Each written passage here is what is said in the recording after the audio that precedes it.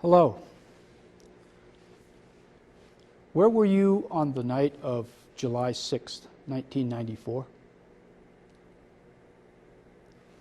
I can recall that evening very vividly. At the time, I was a district ranger in Western Oregon, and I was getting ready to come to the Rocky Mountain region because I had just accepted a detail in fire operations for the summer. In the course of the evening news was a piece that said, "Firefighters from Oregon missing, details at 11. It caught my attention. I was due to be out something like 2 weeks later. On the evening news, there was a little bit more detail, and it said it identified a few folks, said they were suffering from inhalation, and some others were unaccounted for. And one was a name that was fairly familiar to me, because I'd had thought they had the name wrong, because one of them was a detailer, an intern on my unit. Turns out that they had the information correct, and I got a call from dispatch shortly after that said, you need to get to Colorado as quick as you can. When you get there, be prepared to go in the field. That was the start of a life-changing event for me, and many others, I'm sure. But I'd like to share with you a story. It's a personal story of mine about what happened in the course of the next few days, and certainly the influence it's had on me all this time. So I got ready to go to Colorado, and I ask you to sit back and try to listen to the story I'm about to share with you. I arrived on the 8th of July, and my first responsibility was to coordinate the victim retrieval from the victims of South Canyon. The next 8 to 10 days were very intense. As I said, changed the course of some of the decisions I made about my career. I want to share with you a story, my personal story. It's one that I've shared in a lot of venues. It is simply called The Walk Up South Canyon. And I want to share with you my perspectives of time spent in '94 here in Colorado. After the retrieval process was through, or at least on most of its way, I reverted back to taking on the lead for fire operations, and there was fires to be fought and issues to be managed, and so I proceeded on. Some folks went through a debriefing process, and though that was extended to me, I was really too busy with a variety of other things. That August, all along, a gentleman by the name of Paul Gleason, who happens to be a personal friend, had said, Mike, you need to go up on the mountain. And I said, yeah, but I got fires to fight and I got this to do. He goes, no, you need to make some time to go up on the mountain. And Paul, the consummate teacher, the consummate carer, invited me to go up on something called South Canyon, and I'd like to share that walk with you now. Paul and I went up there, and I will tell you that it was a very memorable day, a very emotional day, and I will fess up to you that it's the toughest piece of line I think I've ever walked. What I'm about to do is share with you the walk that Paul and I took in August. Some of the slides were also from a walk I took in October with Sarah Robertson. At the time, Sarah was on the fire staff of the Ochiko and was intimately involved with the Prineville crew. So this is a story in that regard. Paul and I arrived at the escape route.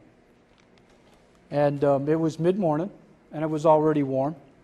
And this is where all the survivors from that tragedy met the highway. And as much as we talk about, certainly pay tribute to those that died on South Canyon, the story of the 36 plus survivors, their story deserves to be told as well.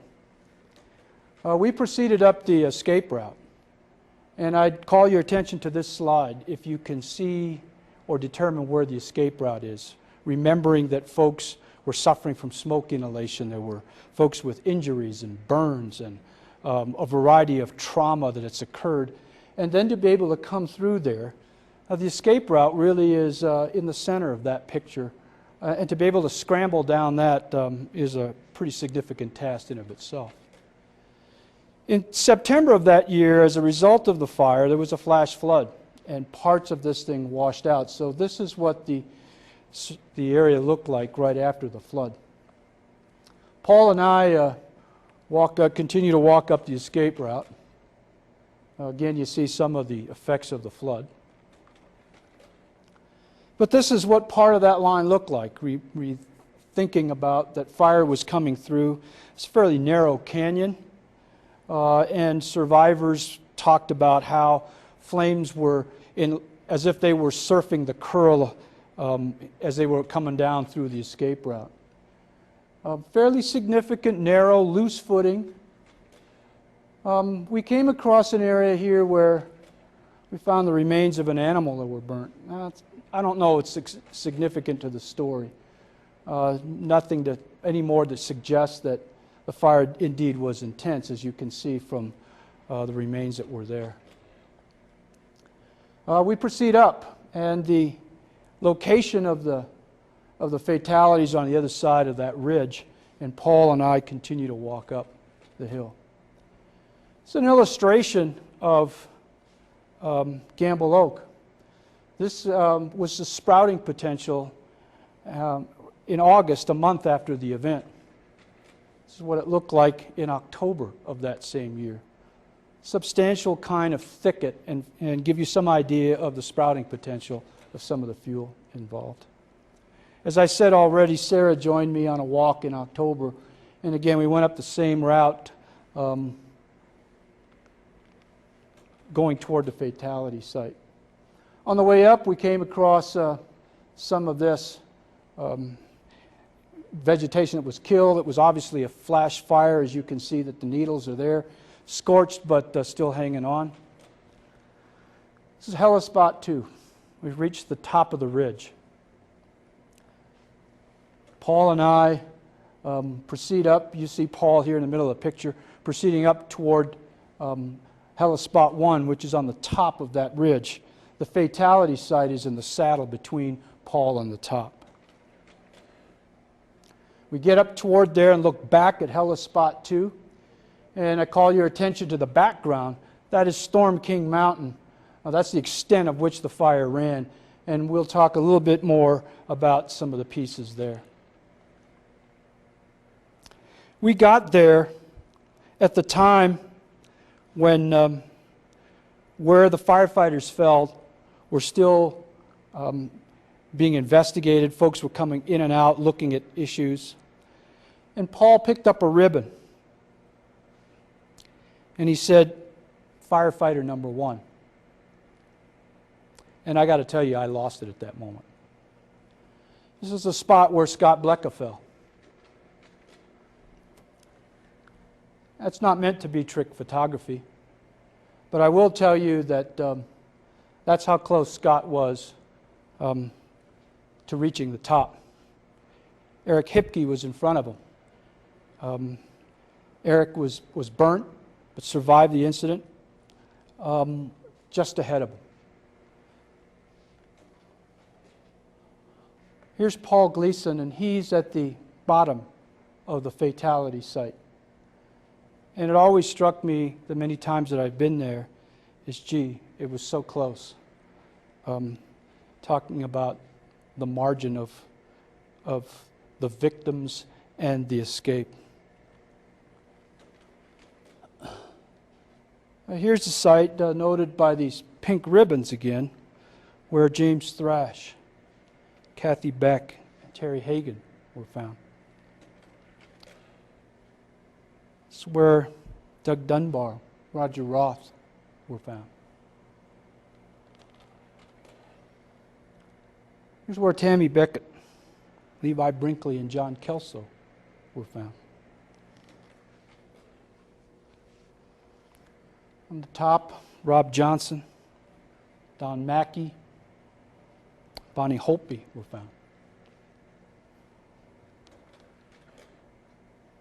In October, there were other signs that were already up, and a little bit more distinctive markings that were there.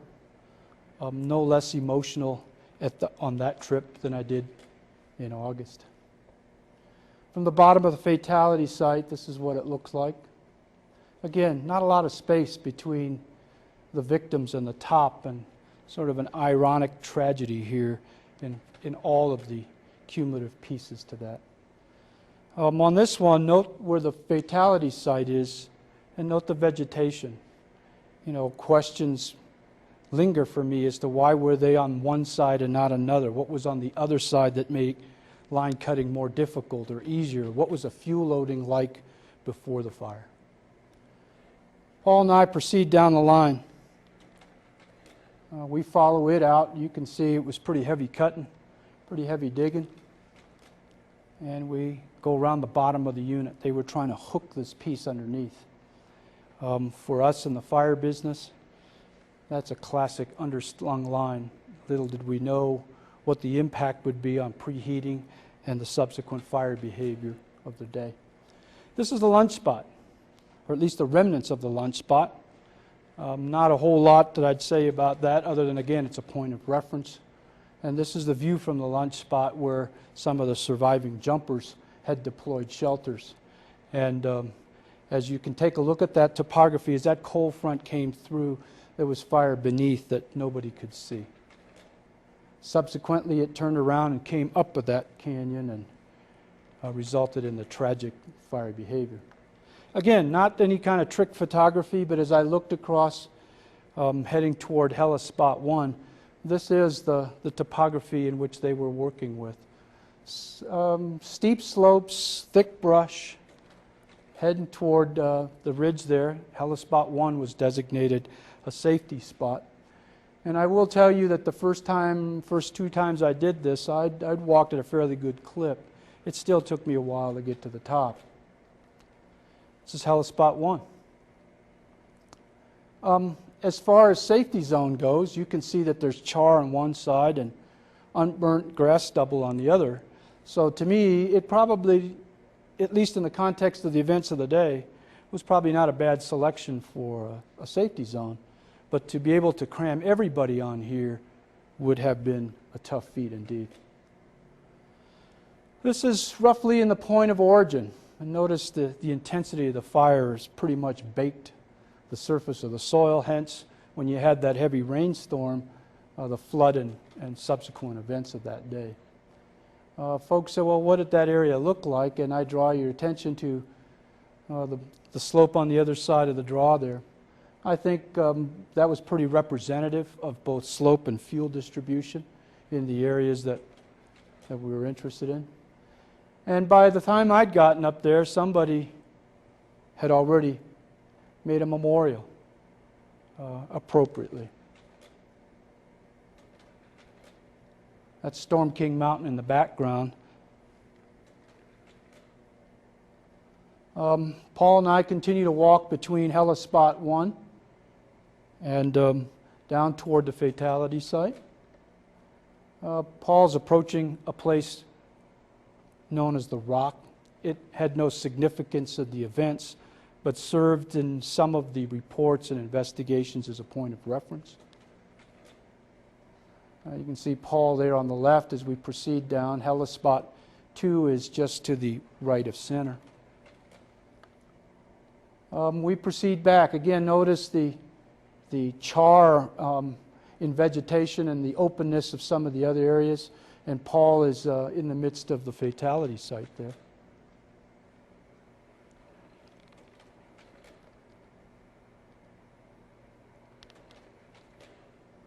This is taken from where the start of the escape route was at, where folks were coming off of that mountain, heading over the ridge, East Ridge, and trying to head towards safety. Again, take a look at the intensity of burn and the topography are influencing fire behavior.